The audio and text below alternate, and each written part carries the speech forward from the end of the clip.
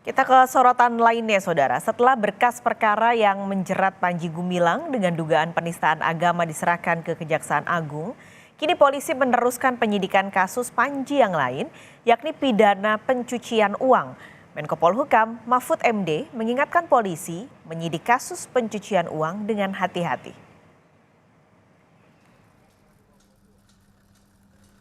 Sebanyak 41 saksi dan 18 saksi ahli yang telah diperiksa sudah ada di berkas perkara pimpinan Pondok Pesantren Al-Zaitun Panji Gumilang yang dijerat penistaan agama.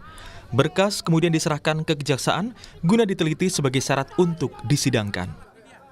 Kait dengan laporan polisi tentang ujaran kebencian, kemudian penistaan agama, saat ini penyidik sudah selesai melaksanakan penyidikan, di mana kita sudah memeriksa 41 saksi, kemudian 18 ahli, kemudian dengan proses ini kita sudah melaksanakan pemberkasan.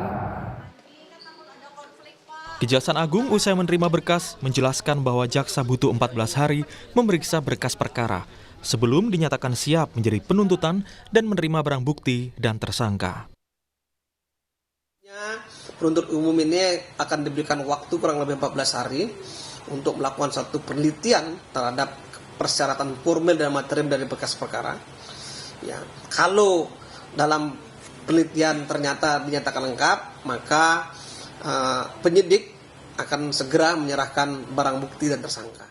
Dan yang kini masih di kepolisian adalah kasus pencucian uang yang juga menjerat Panji Gumilang.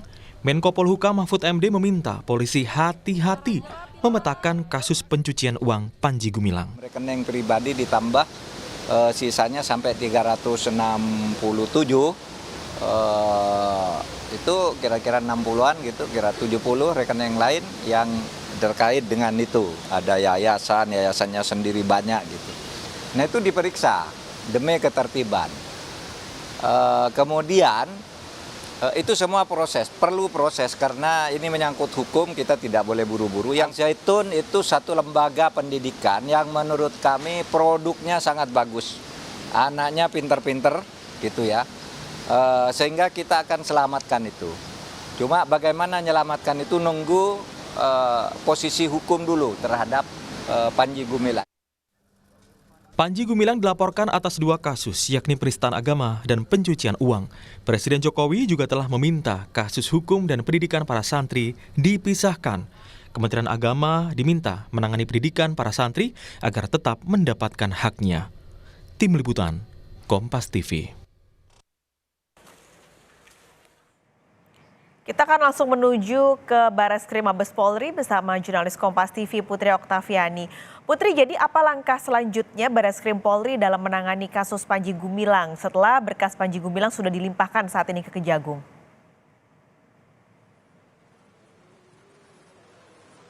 Juga saudara, yang saat ini dilakukan oleh polisi adalah tentu menunggu bagaimana dari hasil pemeriksaan secara formil maupun material oleh Kejaksaan Agung untuk nantinya apakah kalau memang sudah lengkap maka akan bisa dinaikkan ke pelimpahan tahap 2 atau pelimpahan tersangka dan juga barang bukti.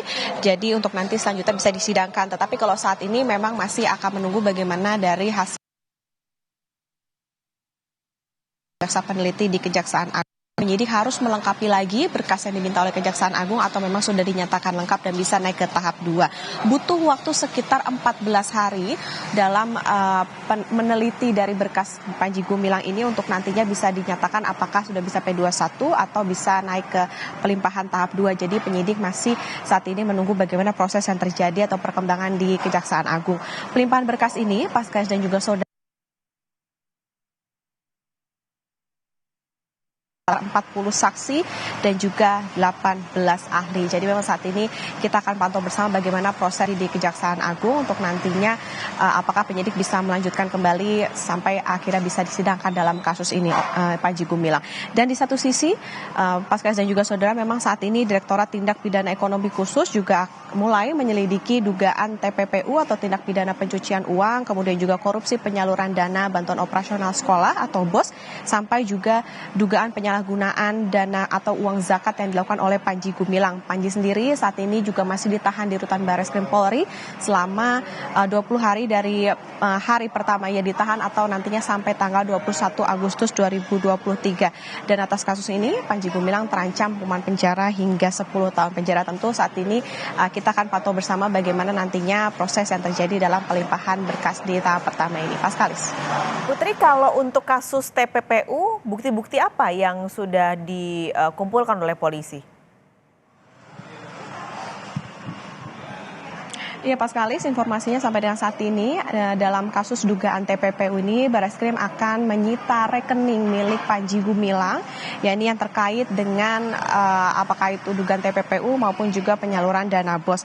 Dan menyusul juga ini dilakukan karena sudah dinaikkan statusnya dalam perkara ini, jadi dari tahap penyelidikan menjadi tahap penyidikan berdasarkan dari hasil gelar perkara pada hari Rabu tanggal 16 kemarin.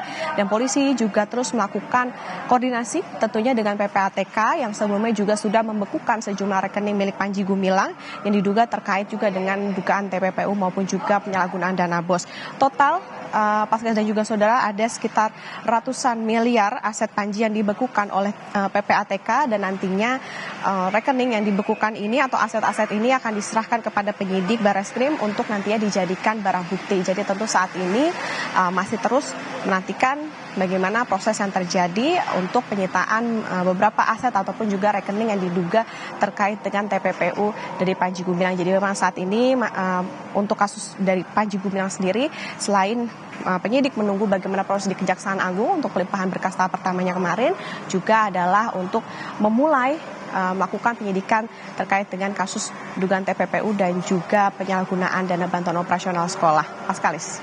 Terima kasih Putri Oktaviani melaporkan langsung dari Barreskrim Mabes Polri Jakarta.